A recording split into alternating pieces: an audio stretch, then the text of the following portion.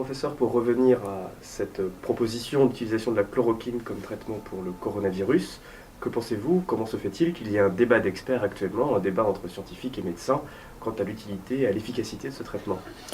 Écoutez, je pense qu'il y a un malentendu que l'on peut concevoir quand on ne fait pas partie du monde scientifique et qu'on appelle ça la communauté scientifique ou les experts au sens large. Chez nous, il y a une évaluation de ce qu'est les experts. Alors, je vais vous montrer, par exemple, le site le plus simple d'utilisation, qui est un site international, hein, c'est pas à nous, pour identifier ce qu'est un expert. Donc, vous tapez sur Google, sur Internet, Expertscape, et puis dedans, donc, Expertscape, vous rentrez le mot-clé. Pour les maladies infectieuses transmissibles, ça s'appelle Communicable Disease. OK.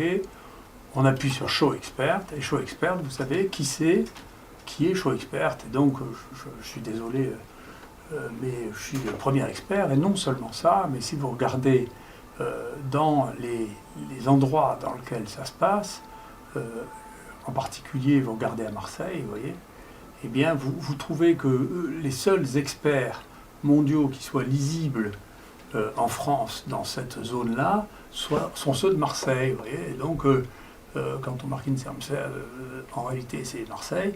Et donc, Université d'Aix-Marseille, vous voyez que les seuls experts visibles en France, vous voyez, sont des experts qui sont ici, les 5 visibles au niveau mondial de l'expertise dans ce domaine-là, et c'est lui dans les maladies transmissibles. Et si vous regardez ensuite dans virus, vous regardez qui sont les experts mondiaux présents en France, et si vous regardez dans antibiotiques, vous verrez quels sont les experts mondiaux trouvés en France, et si vous regardez à Communicable Disease Emerging, vous verrez que les seuls experts mondiaux sont à Marseille, de France sont à Marseille.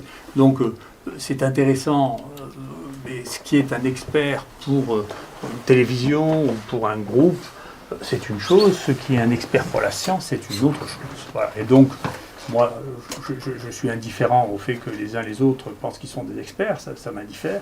Cela étant, il y a des manières de quantifier le niveau scientifique des gens, qui est facile à évaluer, il suffit de le regarder pour savoir qui est quoi dans un domaine donné scientifique. Pour quelles raisons vous êtes-vous intéressé et avez-vous communiqué sur la question de la chloroquine? La chloroquine est un médicament avec lequel je travaille depuis longtemps. J'ai été le premier à utiliser l'hydroxychloroquine dans le traitement des maladies infectieuses aiguës, en particulier pour les bactéries intracellulaires, pour lesquelles on n'arrivait pas à éradiquer les microbes. Donc pour 2 maladies, la fièvre Q et la maladie de Whipple, j'ai suivi personnellement 4000 de ces personnes depuis 30 ans, que j'ai traitées avec de l'hydroxychloroquine pendant en moyenne 1 ou 2 ans, dont j'ai fait les dosages dans le sang. J'ai regardé, depuis 4 ans et demi, on a fait 2000 dosages d'hydroxychloroquine dans le sang. Et donc j'ai une énorme expérience de ce médicament dans les infections. Et depuis longtemps, on pense que ce qui marche pour les bactéries intracellulaires, c'est-à-dire qu'ils se multiplient dans les cellules, doit marcher pour les gros virus parce qu'ils rentrent par les mêmes mécanismes, ils vivent dans les mêmes vacuoles. Et la chloroquine influence le sac dans lequel se logent les microbes qui rentrent dans les cellules. Et donc ça fait 13 ans qu'on a écrit notre première revue avec Jean-Marc Rollin sur l'usage potentiel de la chloroquine dans les infections virales.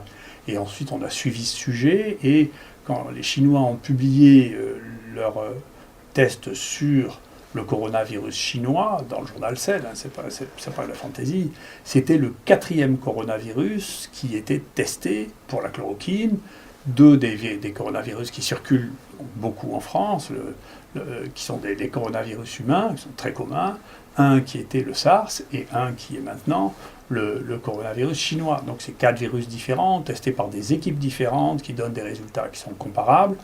Et comme la concentration dont on a besoin pour empêcher la culture du virus au laboratoire est une concentration qu'on peut atteindre avec les doses que nous utilisons pour le traitement des malades, c'était assez logique de passer à ça. Comme en plus de ça, c'est des médicaments dont on connaît la sécurité, dont on connaît le dosage, parce qu'ils sont extrêmement utilisés, bien entendu. Les Chinois qui avaient fait une déclaration, dès la publication de l'efficacité de la chloroquine, ont dit on va tout de suite l'essayer. C'est ce qu'ils ont fait. Et peut-on faire confiance aux Chinois lorsqu'ils disent qu'il faut essayer la chloroquine et qu'il faut l'utiliser? Si vous voulez, c'est insultant comme question. Ces gens se posent cette question. Si c'était une maladie purement américaine, qu'il n'y ait que les Américains qui aient soigné cette maladie, et que le Center for Disease Control ou le président des États-Unis disent, écoutez, maintenant il faut traiter ces malades avec ça, personne ne discuterait ça. Là, que des gens qui n'ont jamais traité une infection à coronavirus aient une opinion sur les gens qui ont 20 essais en cours et pour lesquels les éléments ont été suffisants pour que le gouvernement et tous les experts chinois, c'est des experts qui connaissent le coronavirus, hein, pas que sur le papier, c'est leur métier, hein, prennent une position officielle en disant maintenant il faut traiter avec de la chloroquine les infections à coronavirus, c'est déraisonnable de dire écoutez, les Chinois on s'en fiche. Non, non, c'est pas comme ça. Après, bien entendu, chacun sait qu'entre le moment où on a les premiers résultats et le moment où on fait une publication internationale acceptée, il faut un certain temps. Il est bien possible que la finalisation de l'ensemble de cette publication arrive au moment où il n'y aura plus du tout de coronavirus parce que le temps se sera réchauffé. Donc bien entendu, ils ont pris une mesure de santé publique qui est de communiquer aussi rapidement que possible, comme on le fait dans un congrès. Donc tout le monde fait ça. C'est simplement parce que c'est les Chinois qui font ça que, je ne sais pas, les gens disent c'est pas sûr parce que c'est les Chinois.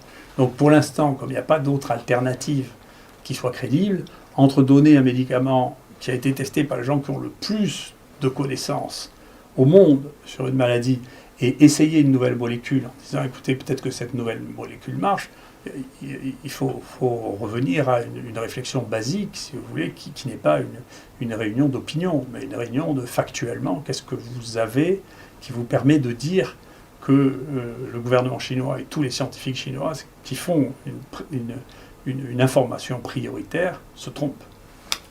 Si vous étiez touché par le coronavirus, prendriez-vous de la chloroquine ? Ouais.